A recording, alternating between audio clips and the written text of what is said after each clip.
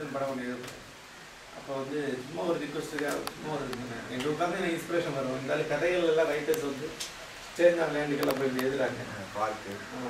அதனால் எனக்கு ஆந்திராவில் ஏதாவது ஒரு கிராமத்தில் ஒரு மாதம் தங்குறது ரூம் போட்டுருங்க, நான் வில்லேஜ் ஏற்பாடு பண்ணுங்க, அங்கே உட்காந்து எழுதுறேன் அப்படின்னு சொல்லுவேன். ஸோ அது ஓகே பார்த்துட்டு இருக்காங்க. ஏதாவது ஒரு கிராமத்தில் ஏற்பாடு நினைக்கிறேன் எப்போதும் ஏதாவது அப்படி இல்லை. ஏதாவது ஒரு எங்கேயும் ஆந்திரா கிராமத்தில் ஒரு சின்ன இது மாதிரி ஒரு கேதரிங் பண்ணுறோம். யுவன் சந்திர சேகர் கவிதையில் சொல்லி நம்ம ஒரு சேர்த்து மாட்டாங்க. வர முடியாத இடத்துல அது பஸ் கிடைக்காத ஊரா இருக்கு.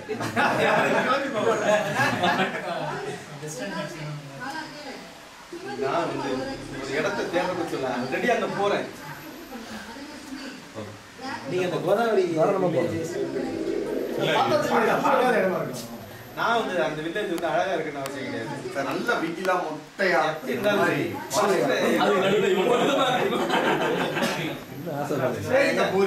ஸ்ட்ரேஞ்சா இருந்தா போதும். ஏதாவது ஒரு ஊரு சார் மஞ்சளும் கரண்ட் இல்லாம அந்த மாதிரி ஒரு மாதிரி ரிமோட்டா இருந்தா போதும். கவிதை படிக்க முடியாது. அதெல்லாம் ஒண்ணு ஏற்படும் சார். அப்ப எப்ப எழுதி முடிப்பீங்க? அவன் எங்க அம்மா போடுற இடம் நான் போடுறேன் சார். இங்க இருந்து போயிட்டு வர சிலையெல்லாம் பொன்னியின் செல்வன் எடுத்துக்குவாங்க. பொன்னியின் செல்வன் போறீங்க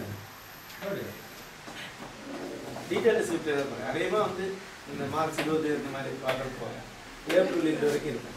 ஏப்ரல் 15 இன்டர்நெட் கனெக்ஷன் இருக்கிறவங்க அந்த ஏப்ரல் 20 ஏப்ரல் 14, 15, 16 தொடர்ந்து லீவ் வருது. ஒரு 4 நாள் சேர்ந்து அப்படி ஏதாவது ஒரு பீரியட் ஏப்ரல் 14 நாங்க நீங்க இதே டிசைட் பண்ணல இடம் அவங்களே டிசைட் பண்ணல. இன்னும் அவங்க ஏட்ட சொன்ன பிறகு அந்த இடத்துல போன பிறகு அங்க உள்ள ஃபெசிலிட்டிஸை பார்த்த பிறகு தங்கிக்கிட்டு ஒரு 3 நாள் போயிட்டு டிசைட் பண்ணி பார்த்தேன். அப்படியே ஒரு பயிற்சி நிற்கிறா.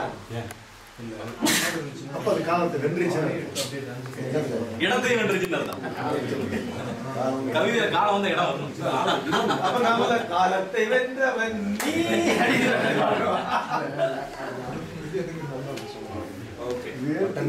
ஓகே சாப்பிடலாமா?